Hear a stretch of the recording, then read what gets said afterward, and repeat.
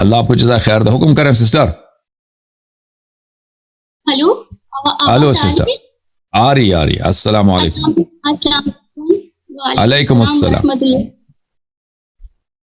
جی sister بات کریں. ٹھیک ہے, آپ کیسے ہیں؟ آپ ٹھیک ہیں؟ اللہ تعالیٰ کا بڑا احسان ہے. Thank you sister. کہاں سے کال فرمایا آپ نے؟ فیصل آباد سے. اللہ آپ کو سلام.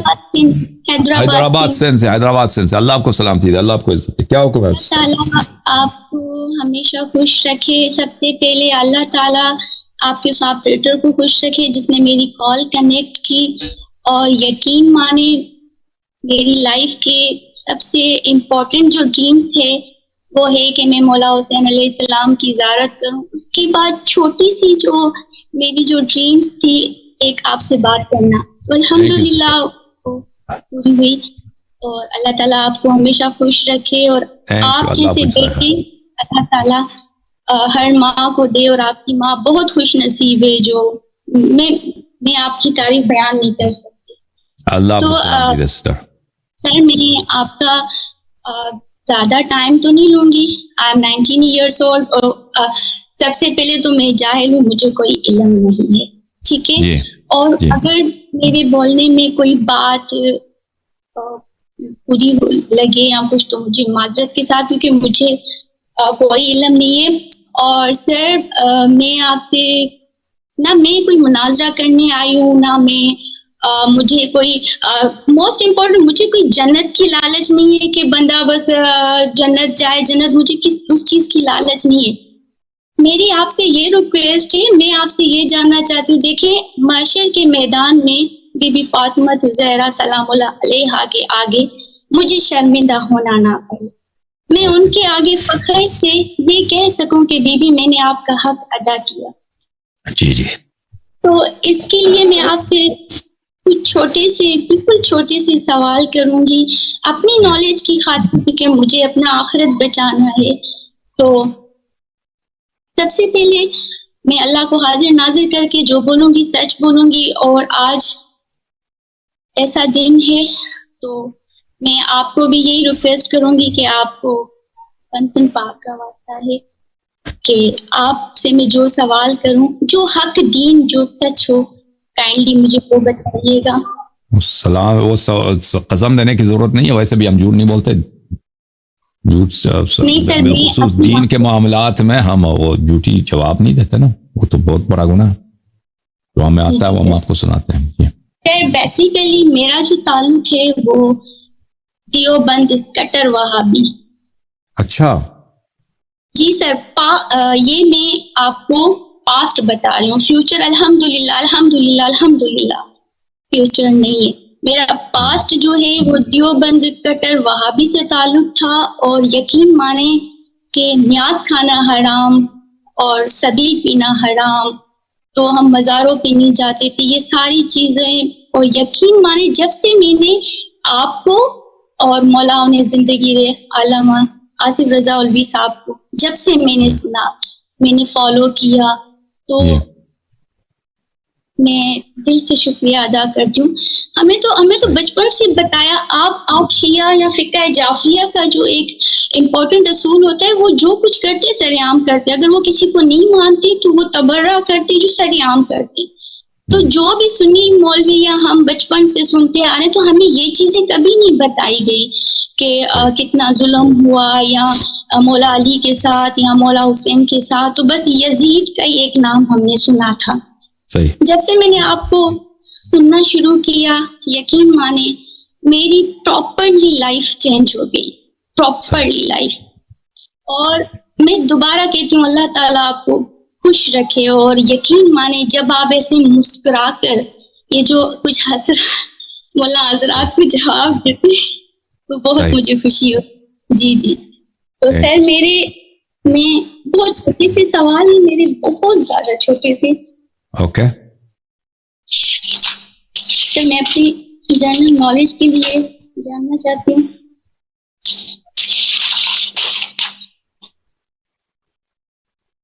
سر سب سے پہلے میرا سوال ہے کہ یہ سنی حضرات جو, کیونکہ ہم تو اس فرقے سے تعلق رکھتے تھے, میں پاسٹ کی بات کر رہی ہوں, دوبارہ فیوچر میں نہیں ہوں سر. میرا فیوچر میں فقہ جعفریہ سے تعلق ہے الحمدللہ. الحمدللہ. تو سوال سر آپ نے یہ- پوچھ لیجیے بہن, سوال کیا ہے آپ کا؟ جی جی سر سنیے نا کائنڈلی, مجھے تھوڑا سا جی، ٹائم بسم دیں. اللہ. میں 2 بسم اللہ. سال سے جی جی جی سر. جی اللہ حافظ. تو سر یہ جو کہتے ہیں کہ کہتے دیواروں پہ لکھتے تھے شیعہ کافر شیعہ کافر, تو سر قرآن کسے کافر کہتا ہے؟ قرآن کسے کافر کہتا ہے؟ وہ جو رسول اللہ صلی اللہ علیہ وسلم کے انہوں نے بے احترامی کیا, ان کے سامنے آواز بلند کیا, ٹھیک ہے نا. قرآن جن کے لیے ہفتے اعمال کے آیات نازل ہوئے ہیں, قرآن انہیں کافر کہتا ہے. اچھا سر. جی. سر میرا سیکنڈ کوشچن ہے, قرآن منافق کسے کہتا ہے؟ منافق وہ لوگ ہیں جو اسلام کا تظاہر کرتے ہیں, یعنی وہ کلمہ بھی پڑھیں گے, نماز میں بھی آئیں گے, اور دینداری کا تظاہر بھی کریں گے, ادا بھی کریں گے, اداکاری کریں گے, لیکن دل میں وہ کافر ہیں. دل میں وہ اسلام کو نہیں مانتے, رسول اللہ صلی اللہ علیہ وسلم کو جھوٹے سمجھتے ہیں کہ بھئی ایسے یہ شاعر آدمی ہے, کوئی قرآن اپنے سے بناتا ہے, لوگوں کو کہتا ہے کہ اللہ کی جانب سے نازل ہوئی ہے, فرشتہ اس کے پاس کچھ نہیں آتا, بس ذہین آدمی ہے یہ بنا لیتا ہے بھئی اس نے نماز اپنے سے بنایا, روزہ اپنے سے بنایا, اور قرآن بھی اپنے آپ سے بنایا, نہ جبرائیل ہے نہ کچھ بھی نہیں ہے, یہ جو ہے سب فراڈ ہے. تو وہ لوگ اور کہتے تھے کہ بھئی اس نے اپنی چالاکی سے کچھ لوگوں کو اپنے ساتھ لگا دیا ہے, تو اب ہمارا مفاد یہی ہے کہ ان کے ساتھ رہیں. کھلا اس کا انکار نہیں کر سکتے, کیونکہ اگر کھلا انکار کرتے ہیں تو اس کے ہمارے مفاد میں نہیں ہے. تو ان کو کہتے ہیں کہ بھئی ٹھیک ہے ہم اسلام کا اظہار کرتے ہیں, لیکن دل میں ہمارا یہی ہے کہ یہ صحیح نہیں ہے, اس کا ادعا نبوت کا یہ سب فراڈ ہے, یہ سب جھوٹ ہے. اس کو کہتے ہیں منافق. اچھا سر, تیسرا میرا سوال ہے, نبی کریم صلی اللہ علیہ وآلہ وسلم کو جنگ میں چھوڑ کے بھاگ جانے والے شخص کون تھے؟ یہ تو بہت سارے صحابہ تھے, ایک نہیں تھے. اس میں ابو بکر نہیں سر, ہمارے نزدیک, سر ہمارے نزدیک بہت فریقین کے نزدیک بہت سارے صحابہ تھے, ایک صحابہ نہیں تھے, وہ کئی ایک صحابہ تھے. ان میں جو مشہور شخصیات ہیں ان میں ابو بکر ہیں, عمر ہیں, عثمان ہیں, یہ لوگ جنگوں میں بھاگ گئے تھے. سر یہ آپ قرآن سے ہی ثابت کر سکتے ہیں یہ بات؟ قرآن میں ان کے نام نہیں لکھے کہ کن لوگوں نے بھاگے ہیں. قرآن میں یہ لکھا ہے کہ یہ لوگ بھاگے ہیں, نام نہیں لکھا کہ کون کون بھاگے ہیں. قرآن میں یہ بار بار لکھا ہے کہ صحابہ جنگوں سے بھاگے ہیں, لیکن وہ تاریخ میں مذکور ہے کہ وہ کون کون تھے. وہ تاریخ میں مذکور ہے, صحیح احادیث میں مذکور ہے, فریقین کے روایات میں مذکور ہے کہ وہ کون کون تھے. ٹھیک ہے نا سر؟ سر آپ کو جی جی سر آپ کا ایک کامن سوال ہوتا ہے کہ جب بھی کوئی سنی حضرات کال کرتے تھے, آپ انہیں یہی کہتے ہیں کہ آپ عمر ابو بکر کا اسلام ثابت کرو, ان کا دین ثابت کرو. تو کیا سر وہ مسلمان نہیں تھے؟ عرض یہ ہے کہ دیکھیں کہ یہ لوگ کہتے ہیں نا کہ ابو بکر وہ افضل ہیں, سب صحابہ سے افضل ہیں, علی علیہ السلام سے بھی افضل ہیں, وہ خلیفہ اول ہیں, اور خلیفہ ان کی خلافت ان کی شرعی صحیح ہے. اور اسی طرح اس کے بعد عمر ہیں, وہ سب سے افضل ہیں. ابو بکر کے بعد وہ سب سے افضل ہے, ان کی خلافت صحیح ہے. اس کے بعد عثمان ہے. تو ان لوگوں کے جب اعمال ہم دیکھتے ہیں, ان کے اعمال میں ایسی باتیں ہیں جو کسی مسلمان سے صادر ہونا اس کا ناممکن ہے. اور پوری امت کا اجماع ہے کہ یہ اعمال صرف اس شخص سے صادر ہو سکتا ہے, جس شخص سے بھی صادر ہو جائے وہ کافر ہے, چاہے وہ کلمہ گو ہی کیوں نہ ہو. تو ابو بکر عمر عثمان یہ بظاہر کلمہ پڑھتے تھے, لیکن اس کے ساتھ بھی ان سے وہ اعمال صادر ہوئے جو نہ صرف گناہ ہے. بعض چیزیں تو صرف گناہ ہے, کفر نہیں ہے. ٹھیک ہے نا؟ ابھی کوئی شخص مثلا جھوٹ بولے, یہ گناہ ہے, کفر نہیں ہے. لیکن بعض گناہیں ایسی ہیں کہ وہ صرف گناہ نہیں, وہ کفر بھی ہے. ٹھیک ہے نا؟ مثلا رسول اللہ صلی اللہ علیہ وسلم کی آپ بے عزتی کریں, ان کی آپ حد کو حرمت کریں, تو یہ صرف معمولی گناہ تو نہیں ہے, یہ کفر بھی ہے. چاہے اس کا کرنے والا چاہے وہ کلمہ گو کیوں نہ ہو, کہتا ہو کہ میں مسلمان بھی ہوں, نماز بھی پڑھتا ہوں. تو ابو بکر عمر عثمان بظاہر یہ کلمہ پڑھتے تھے, لیکن اس کے ساتھ ساتھ ان سے وہ اعمال سرزد ہوئے کہ وہ اعمال اس کے لیے اللہ تعالیٰ نے قرآن مجید میں خلود فی النار کا وعدہ دیا ہے, اور سب مسلمانوں کا اجماع کہ یہ اعمال کسی بھی شخص سے صادر ہو وہ کافر ہے. اچھا سر، ہمیں بچپن سے یہ بتایا گیا ہے حضرت ابو بکر اگر غلط ہوتے تو کیا حضرت امام علی علیہ السلام اپنی بیٹی کا رشتہ انہیں دیتے؟ یہ بات کہاں تک سچی؟ ابو بکر یا عمر، آئی ڈونٹ نو سر، میں نے پہلے ہی آپ کو ایکسکیوز کیا تھا. تو ابو بکر کو کوئی رشتہ نہیں ملا. ابو بکر کو کوئی رشتہ نہیں ملا. ابو بکر کی جو وائف ہے اس کا نام ام رومان ہے، وہ عائشہ کی ماں ہے. عمر کو بھی رشتہ نہیں ملا ہے. آپ میرے اسی چینل پہ آپ سرچ کریں ام کلثوم کے نام سے ام کلثوم کا عمر کے ساتھ نکاح یا شادی، اس سے سرچ کریں، اس میں آپ کو مل جائے گا. میں نے اس کی کافی تفصیل سے جواب دیا. ٹھیک ہے نا میری بہن؟ اللہ آپ کو جزائے خیر دے. سر میری بات کمپلیٹ سر، مجھے آپ کے تھوڑا سا ہی ٹائم چاہیے. جی اچھا سر، اور موسٹ امپورٹنٹ سوال مزید کتنے سوال ہیں آپ کے بہن؟ سر چھوٹے سے سوال ہیں، چھوٹے سے، بالکل چھوٹے سے سوال. اوکے، چھوٹے سے سوال. سر اللہ آپ کو خوش رکھے. پر جی سر، یہ ہم بچپن سے سنتے آ رہے ہیں حضرت ابو بکر، یا حضرت تو اب میں نہیں کہوں گی، ابو بکر اور عمر اگر غلط ہوتے تو حضور صلی اللہ علیہ وسلم کے ساتھ انہیں دفنایا گیا، تو ان کی شان دیکھو، ان کی عظمت دیکھو. تو سر اس حوالے سے آپ کیا عرض یہ ہے کہ رسول اللہ صلی اللہ علیہ وسلم جہاں پہ دفن ہوئے ہیں وہ ان کا اپنا ذاتی گھر ہے. یہ سب مسلمان جانتے ہیں.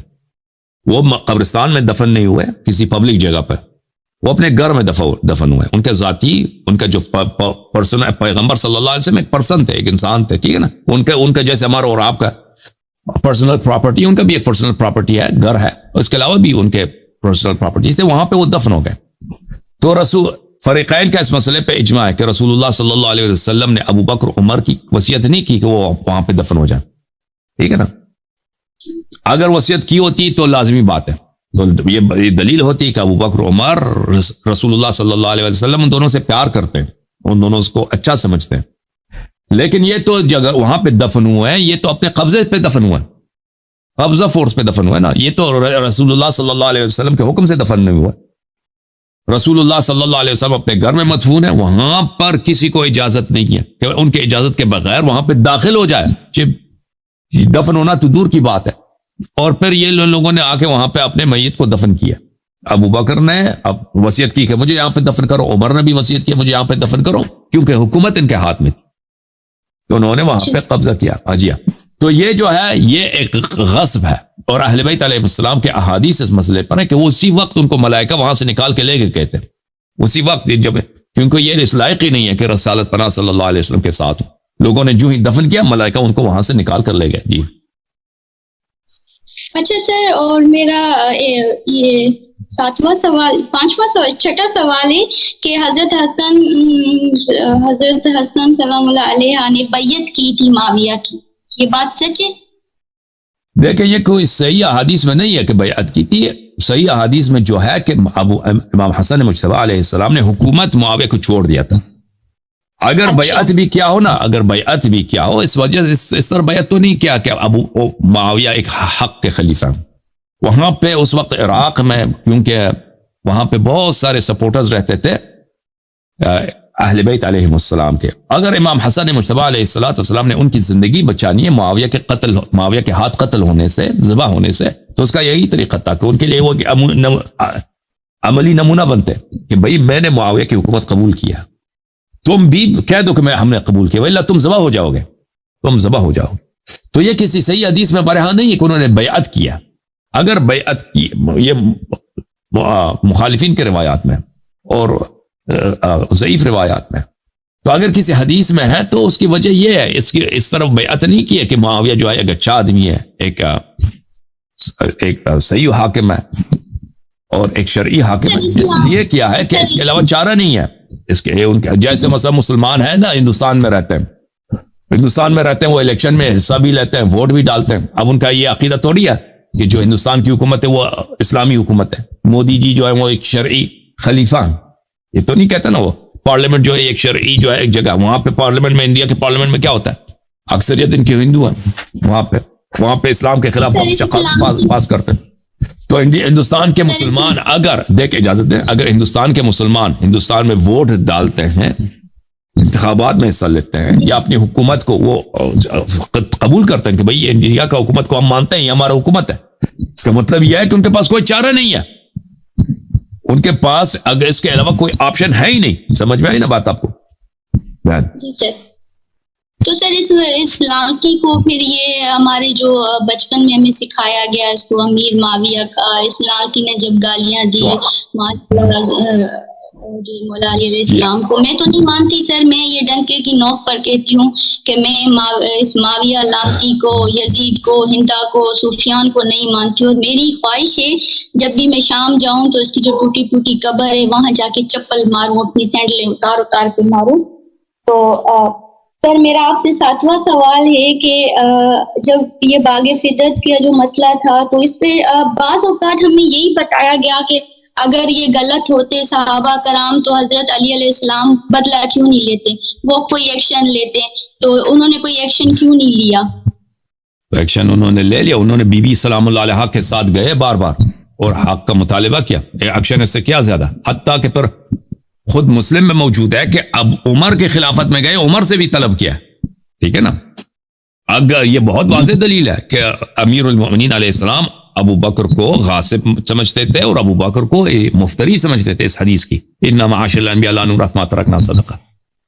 واضح دلیل اس کی کیا ہے کہ خود وہ عمر کی حکومت میں گئے اور فدق کا مطالبہ کیا عمر کے خلافت میں. تو اس سے زیادہ کیا ایکشن لے لیں کہ انہوں نے ابو بکر سے بھی مطالبہ کیا, عمر سے بھی مطالبہ کیا. اب اپنے دور حکومت میں, ان کے اپنے دور حکومت پر آشوب حکومت تھی. ایسا نہیں تھا کہ وہ فارغ تھے اور چھوٹے موٹے کاموں کے لیے کہ مثلا یہ فلان باغ ہے اس کو لے کے فلانی کو دے دے. ان کے زمانے میں ہر جگہ ان کے خلاف آشوب چل رہا تھا اور جنگوں کا زمانہ تھا اور سب مسلمان ان کے ساتھ جنگ کر رہے تھے. عائشہ نے لشکر بنایا تھا بہت بڑا, طلحہ زبیر عائشہ نے جمل میں. معاویہ کے ساتھ کئی سالوں کا جنگ رہا, اس کے ساتھ خوارج کے جنگ ہوا اور اس کے بعد 4.5 سال کے بعد وہ شہید ہو گئے. اور اس کے علاوہ انہوں اگر کوئی شخص طاقت لینے کے بعد اپنا حق نہیں لیتا, یعنی اس کے ہاتھ میں جب پاور آ جائے تو وہ اپنا حق نہیں لیتا, اس کا مطلب یہ نہیں کہ اس کا یہ حق نہیں بنتا. رسول اللہ صلی اللہ علیہ وسلم فتح مکہ کے وقت ان کے گھر پہ جو قبضہ ہوا تھا, پیغمبر جب ہجرت کر گئے تھے نا, ان کے گھر پہ قبضہ ہوا تھا, ان کے گھر کو فروخت کیا تھا لوگوں نے. رسول اللہ صلی اللہ علیہ وسلم جب فتح مکہ کے وقت گئے, انہوں نے اپنے گھر پہ دوبارہ قبضہ نہیں کیا فتح مکہ کے وقت. ٹھیک ہے نا, اس کا مطلب یہ تو نہیں کہ ان کا گھر نہیں بنتا تھا. بھائی ان کا گھر تھا ہی نہیں, یہ کون کہتا؟ ان کا گھر تھا مکے میں. ان کے والد گرامی حضرت عبداللہ علیہ السلام کا گھر تھا. وہ جب وفات ہوئے تھے تو وہ میراث میں رسول اللہ صلی اللہ علیہ وسلم کو ملا تھا. تو وہ تو بخاری میں موجود ہے, ایک سے زیادہ جگہ پہ موجود ہے کہ زید بن حارثہ نے کہا تھا کہ یا رسول اللہ, یا اسامہ نے کہا تھا, اسامہ نے یا زید بن حارثہ نے, ان دونوں میں سے ایک کہ اپنے گھر پہ جائیں گے. رسول اللہ صلی اللہ علیہ وسلم نے فرمایا تھا کہ نہیں, اپنے گھر نہیں جائیں گے, اپنا گھر رہا ہی نہیں یہاں پہ, کیونکہ ان کے گھر پہ قبضہ ہوا تھا. تو ٹھیک ہے نا, تو اگر امیر المؤمنین علیہ السلام رسول اللہ صلی اللہ علیہ وسلم کی سیرت پہ عمل کرتے ہیں کہ طاقت آنے ہاتھ میں ہے, اپنا حق جو ہے, اپنا حق وہ نہیں لیتے, جیسے رسول اللہ صلی اللہ علیہ وسلم نے اپنا حق نہیں لیا تھا. تو اس کا مطلب یہ نہیں کہ ان کا حق نہیں بنتا. اس کے علاوہ آپ کی خدمت میں عرض کریں, جس کا حق غصب ہوئی ہے وہ کون ہے؟ حضرت زہرا سلام اللہ علیہ. جس نے غصب کیا ہے کون ہے؟ ابو بکر ہے. اور یہ دونوں دنیا سے چلے گئے, دونوں دنیا سے چلے گئے. اور ایک ایسے حاکم کے پاس گئے جو ہر چیز کو جانتا ہے. اس حاکم کے پاس گئے جو خود شاہد ہے. جی سر. اس حاکم کے پاس گئے ہیں جو حاکم خود شاہد ہے, سب کچھ جانتا ہے. تو اگر یہ اس روز جزا کے لیے چھوڑ دیں تو اس میں بھی کوئی حرج نہیں. بہرحال اس کے بہت سارے جوابات ہیں آپ کے سوال کا. جی مزید کوئی جی سر. اچھا سر, تو یہ بچپن سے ہم سنتے آ رہے ہیں شیعہ حضرات جھوٹ بول رہے ہیں, بیوی کا کوئی گھر نہیں جلایا گیا, ان کے بازو نہیں شہید ہوئے, ان کی پسلیاں. تو سر یہ بات اللہ کو حاضر ناظر کر کے کہیں, یہ بات سچ ہے؟ تو آپ میرے اسی چینل پہ میرے اسپیچز کو اس مسئلے پہ دیکھیں کہ میں نے مخالفین کے کتب سے بھی اس بات کو ثابت کیا ہے اور شیعہ کتب سے بھی ثابت کیا ہے. ٹھیک ہے نا. سر میں آپ کی کلپ نہیں دیکھوں, میں آپ کی زبانی سننا چاہتی ہوں. آج کا دن بالکل حضرت صدیقہ طاہرہ سلام اللہ علیہ دنیا سے شہید گئی ہیں اور صحابہ نے ان کو شہید کیا. سر انہی صحابہ نے, یہ جو خلفائے راشدین میں آتے ہیں. بالکل ابو بکر اور عمر نے, ابو بکر کے حکم پر عمر نے. شمار بے شمار. تو سر کیا بیوی نے یہ وصیت کی تھی مولا علی کو کہ میرے جنازے میں یہ شخص شریک نہ ہو؟ بالکل بالکل. تو سر وہ شریک نہیں ہوئے تھے؟ نہیں ہوئے. امیر المومنین علیہ السلام نے ان کو رات کی تاریکی میں دفن کیا تھا، اور خود یہ بخاری میں موجود ہے. یعنی بیوی ناراض ہو علی ولم یؤذن ابا بکر، کہ امیر المومنین علیہ السلام نے ان کی نماز جنازہ پڑھا دی اور ان کو دفن کیا، ابو بکر کو خبر تک نہیں دی رات کی تاریکی میں لیلن. یہ بخاری میں عائشہ کی حدیث ہے. جی سر بیوی فاطمہ زہرا سلام اللہ علیہا ناراض ہو کر، ظاہر ہے وہ ناراض ہو کر اس دنیا سے رخصت ہوئی. بلا شک بلا ریب، بلا شک بلا ریب. خود عائشہ کہتی ہیں، بخاری میں بار بار ان کی روایت موجود ہے کہ حضرت فاطمہ الزہرا سلام اللہ علیہا ابو بکر اس پہ ناراض تھی، اور جب تک زندہ رہی پر بات نہیں کی انہوں نے ابو بکر سے. اچھا سر، خلفائے راشدین کے حوالے سے تو سمجھ آتا ہے کہ ان کے کیا کردار تھے. تو سر یہ جو ہمیں بچپن سے بتایا گیا اما عائشہ ام المومنین ہے، تو اس حوالے سے شیعہ حضرات اس کا کیا جرم اسلام میں؟ کائنڈلی یہ آپ مجھے بتا. ایک تو رسول اللہ صلی اللہ علیہ وسلم پہ جھوٹ بولنا، رسول اللہ صلی اللہ علیہ وسلم کے حیات طیبہ میں ان پہ جھوٹ بولنا، ان کو اذیت کرنا. پھر قرآن مجید کے آیات اس کے متعلق نازل ہوئے ہیں جس میں اللہ تعالیٰ نے اس کے عائشہ کی تکفیر کی ہے. سورہ تحریم میں واضح طور پر ایک آیت میں نہیں، کئی آیات میں عائشہ کی تکفیر ہے. اور اس کے علاوہ پھر رسول اللہ صلی اللہ علیہ وسلم کے وفات کے بعد اس نے جنگ لڑی ہے امیر المومنین علیہ السلام سے. امیر المومنین علیہ السلام کی دشمنی نفاق کی دلیل ہے. لا يحبني الا مؤمن ولا يبغضني الا منافق. جو امیر المومنین علیہ السلام سے دشمنی رکھے وہ منافق ہے. اب کوئی لشکر لے کے آتی ہے اور فتویٰ دے دیتی ہے کہ حملہ کرو امیر المومنین علیہ السلام پر، تو یہ تو دشمنی کے سب سے اعلیٰ جو قسم ہے وہ یہ کہ لشکر لے کے آؤ اور حملہ شروع کر دو. عائشہ نے یہ کیا ہے. اور پھر خود بخاری میں موجود ہے کہ رسول اللہ صلی اللہ علیہ وسلم نے عائشہ کے متعلق کہا کہ آپ یوسف کی جو ساتھ جو مصر کے عورتیں بدکارہ عورتیں یوسف علیہ السلام کے خلاف سازشیں بناتی تھی، آپ اسی کی طرح.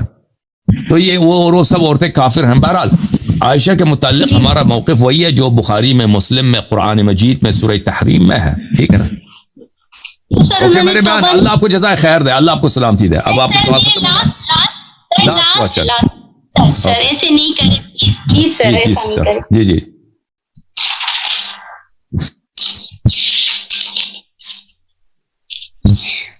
سر مجھے اتنا بتا دیں کہ ابو بکر عثمان یہ مسلمان تھے یا نہیں؟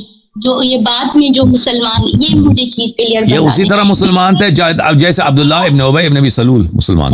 یہ مجھے بتایا گیا کہ مجھے کوئی قرآن مجید عبداللہ ابن ابی ابن سلول کے متعلق فرماتا ہے کہ وہ بدترین کافر ہے. ٹھیک ہے نا؟